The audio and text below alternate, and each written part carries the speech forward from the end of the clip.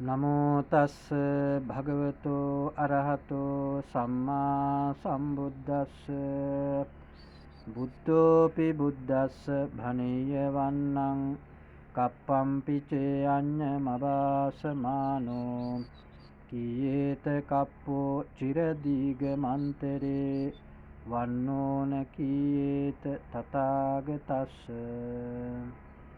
සද්ධර්ම ශ්‍රවණාබිලාසී වාසනාවන්ත කාරුණික පින්වතුනි, ධර්ම දේශනාවට අද මූලික කරගත්තේ ලෝතුරා සම්මා සම්බුදුරජාණන් වහන්සේ පිළිබඳව සාකච්ඡා කරන්න.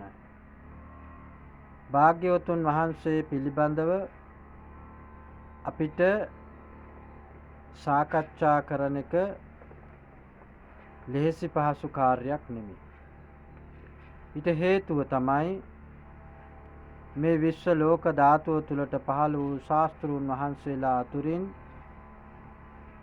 ලෝතර අමාමෑණී මගේ ලෝතුරු සම්බුදුරජාණන් වහන්සේ පිළිබඳව අපි සාකච්ඡා කරනකොට භාග්‍යවතුන් වහන්සේ පිළිබඳ මනා වූ අවබෝධයක් අපේ ජීවිත තුලට තිබිය යුතුයි. ඒ වගේම තමන්ගේ ශාස්ත්‍රූන් වහන්සේ පිළිබඳ අපිට මනා අවබෝධයක් තිබිය යුතුයි. ඊට හේතුව තමයි මේ මනුස්ස ලෝකේ ජීවත් වෙනකොට අපි දැනගන්නට ඕන කරුණු කාරණා බොහෝමයක් තියෙනවා. මොකද සමහරෙක් දන්නේ නැහැ මේ ජීවිතය අපිට ලැබුණේ කොහොමද කියලාවත් දන්නේ නැහැ. ජීවත් වෙන්නේ කොහේද, මොන අරමුණක් උඩද කියන එකවත් අපි දන්නේ නැහැ. ඒ නිසා අපි මේ පිළිබඳව හොඳ අවබෝධයක් අපිට තියෙන්නට ඕනේ. විශේෂයෙන්ම භාග්‍යවතුන් වහන්සේ පිළිබඳ හොඳ අවබෝධයක් තියෙන්නට ඕනේ. මේ දේශනාවට මම මූලික කරගත්තේ මේ උතුම් ගාථා පාඨය. බුද්ධෝපි බුද්දස්ස බණේය වන්නං කප්පම් පිචේ අඤ්ඤමබාසමානෝ කීයේත කප්පෝ චිර දීගමන්තරේ වන්නෝන කීයේත තථාගතස්ස. ලෝතුරා භාග්‍යවත් සම්මා සම්බුදුරජාණන් වහන්සේ කෙනෙකුගේ ගුණ, ඒ අප්‍රමාණ වූ ගුණ කඳ අපි වගේ සාමාන්‍ය කෙනෙකුට දේශනා කරලා ඉවර කරන්න කවදාකවත් බෑ. තවත් බුදුරජාණන් වහන්සේ නමක් දේශනා කෙරුවත් මහා කල්පයක් පුරාවටම භාග්‍යවතුන් වහන්සේ පිළිබඳ දේශනා කෙරුවත් මහා කල්පය නිමා වෙනවා, ඉවර වෙනවා, අවසන් වෙනවා. හැබැයි බුදු ගුණ කියා නිම කරන්න, අවසන් කරන්නට බෑ. ඒ තරම් මේ බුදු ගුණ අසංකේයයි, අප්‍රමාණයි, අසීමිතයි. එහෙනම් මේ බුදු ගුණ මොන තරම් තමන්ගේ ජීවිත තුළට ශක්තියක්ද, ආශිර්වාදයක්ද, ආලෝකයක්ද කියන එක අපි දැන කියා ගන්නට ඕනේ. විශේෂයෙන්ම තමන්ගේ ශාස්ත්‍රූන් වහන්සේ පිළිබඳව අපිට මනා වූ අවබෝධයක් තියෙන්නට ඕනේ. මේ ජීවිත ගත කරනකොට මේ ගිහි ජීවිත, විශේෂයෙන්ම මගේ රත්තරන් අම්මා තාත්තා වැඩිහිටියෝ, දුවදරුවෝ, පුංචි දරුවෝ, මේ හැමෝම තමන් පිළිබඳව තමන්ට අවබෝධයක් තියනවාසේම තමන්ගේ ශාස්ත්‍රූන් වහන්සේ පිළිබඳවත් තමන්ට හොඳ අවබෝධයක් තියෙන්නට ඕන. අද සමාජයේ අපි ජීවත් වෙනකොට මේ හැම දෙයක්ම අපෙන් ගිලිහිලා යනවා. ඒවා අඩුපාඩු වශයෙන් අපිට අපේ ජීවිත තුළට ලැබිලා තියෙනවා. එහෙනම් මේ අඩුපාඩු අපි සපුරාලන්නට ඕනේ. විශේෂයෙන්ම මගේ භාග්‍යවතුන් වහන්සේ පිළිබඳ අපි දැන කියා ගන්නට ඕනේ. දිගින් දිගටම අපි මේ පිළිබඳව සාකච්ඡා කරන්න බලාපොරොත්තු වෙනවා. ඒ විතරක් නෙමෙයි, ධර්ම රත්නය, සංඝ රත්නය, තුනුරුවන් පිළිබඳවම අපි මේ සාකච්ඡාව තුර ගෙනහැර පාන්නට, දේශනා කරන්නට අපි බලාපොරොත්තු වෙනවා. කාරුණික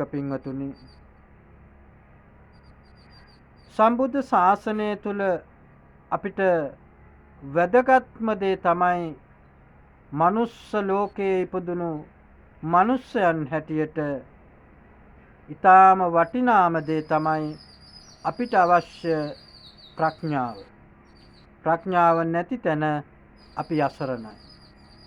මොකද අපිට මේ දේවල් හිතන්නට මේ කරුණු කාරණා පිළිබඳ අවබෝධයක් අපිට නැති වුණාම සෑහෙන්න ප්‍රශ්න ගැටලු වලට අපි එදිනෙදා ජීවිතේ මුහුණ දෙන්නට සිද්ධ වෙනවා. ඒක තමයි හැම වෙලාවෙම බණ අහන්න කියලා කියන්නේ. භාග්‍යවතුන් වහන්සේ දේශනා කරපු විදියටම අපි බණ අහන්නට ඕනේ. මොකද දේශනාවන් අපිට ඕන තරම් අහන්න අපිට අවකාශය අපිට ලැබිලා තියෙනවා. බණ අහන්න පුළුවන් ඕන විදියට. මොකද හැම වෙලාවෙම අපිට ගුවන් විදුලිය ළඟට ගියත් ටීවී එක ළඟට ගියත් පැය 24 පුරාවටම අපිට ධර්ම දේශනා අහන්න ලැබෙනවා, ධර්ම සාකච්ඡාවලට සවන් දෙන්නට ලැබෙනවා. එතකොට අපිට ලැබෙන අපිට ඇහෙන දැනෙන ධර්ම ගැටලු වලට අපිට විසඳුම් හොයන්නට, විසඳුම් ලබා ගන්නට මේ තුලින් හැකි වෙනවා. විශේෂයෙන්ම මගේ රත්තරන් දුවට පුතාට. මොකද මේ රට අනාගතයේ ලෝකේ බාරගන්න ඉන්න මගේ රත්තරන් දුවල පුතාලා තමයි වැඩියෙන්ම බණ අහන්නට ඕනේ. මම විශේෂ කොට සලකන්නේ මගේ දරුවන් මේ සමාජයේ ජීවත් වෙනකොට ධර්මානුකූලව ඒට අනුගතව ජීවත් වෙන්න අත්‍යම අවශ්‍ය සිද්ධි කරුණු කාරණාවන් රාශියක් මේ දේශනාව තුළ මම අඩංගු කරනවා. එහෙනම් මගේ රත්තරන් දරුවෝ, මගේ දූල පුතාලා, වැඩිහිටියෝ සීලු දෙනාම මේ දේශනාව දිගින් දිගටම අහන්නට ඕනේ. ඔබ අහනවා විතරක් නෙමෙයි.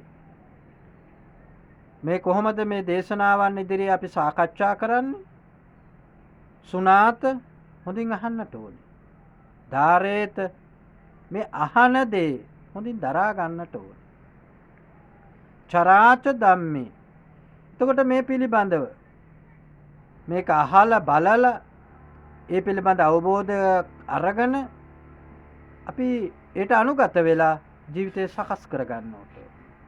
අපි ඒකයි බණ අහනවයි කියලා කියන්නේ. එහෙනම් මතක තියාගන්න අපි මෙච්චර කාලයක් අපි මගේ අම්මා තාත්තා බණ අහනවා, බණ ඇහෙනවා.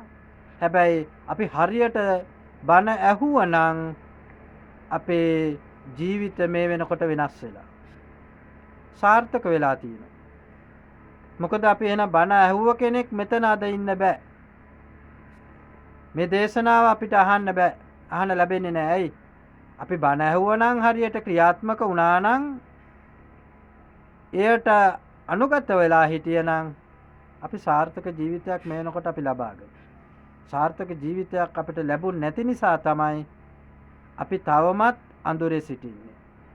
අපි කල්පනා කරලා බලන්නට ඕනේ මේ ආලෝකයට එන්නේ කොහොමද කියලා. එහෙනම් මේ අඳුරෙන් ධර්ම ආලෝකයට ඇවිල්ලා ජීවිතේ සාර්ථක කරගන්නට ඕනේ.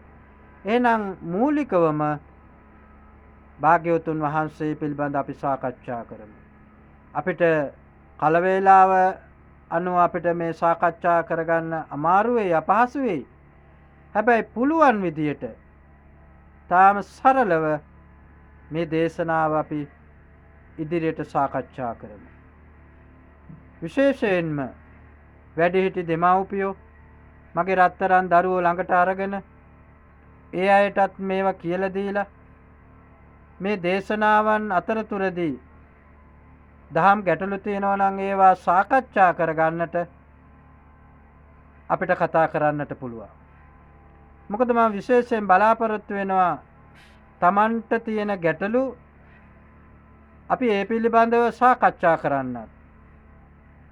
Tamanට සුපුරුදු පරිදි Tamanගේ චිත්තසංතානයට දැනෙන අයුරු පැහැදිලිවම දේශනා කරන්න තමයි මේ දේශනාවේ මූලික ආරම්භය.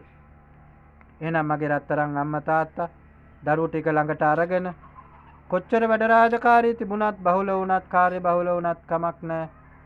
පුංචි වෙලාවක් අරගෙන නැවතිලා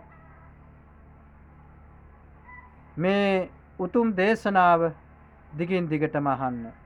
අපි මේ සාකච්ඡා කරන්නේ තුනුරුවන් පිළිබඳව. අපි මේ මාස කීපේ පුරාවටම අපි බලාපොරොත්තු වෙනවා මගේ භාග්‍යවතුන් වහන්සේ පිළිබඳව, ධර්ම රත්නය පිළිබඳව, සංඝ රත්නය පිළිබඳව දිගින් දිගටම සාකච්ඡා කරන්න. ඔබ තුනුරුවන් පිළිබඳව ඔබේ ජීවිත තුළට අවබෝධයක් ඇති. හැබැයි තව තව මේ පිළිබඳව අහලා දැනගෙන තව තව ජීවිතේ අරමුණු අදහස් උදහස් තමන්ගේ ජීවිත තුළට ලබාගෙන අපහැදිලි තම් පැහැදිලි කරගෙන නිවැරදිව ශාස්ත්‍රූන් වහන්සේ පිළිබඳ හොඳ අවබෝධයක් අපි ජීවිත තුළට ලබා ගන්නට ඕනේ. එහෙනම් කල්පනා කරලා බලන්න මගේ භාග්‍යවතුන් වහන්සේ උන්වහන්සේගේ ශ්‍රී මුඛ ධාතුවෙන් මේ දේශනා කරපු මේ උතුම් වූ ධර්මය සුවාසූ දහසක් ධර්මස්කන්ධය කියලා කියනවා අපි. සුවාසූ දහසක් කියලා කියන්නේ 84000ක් වූ ධර්මස්කන්ධය. මේ 84000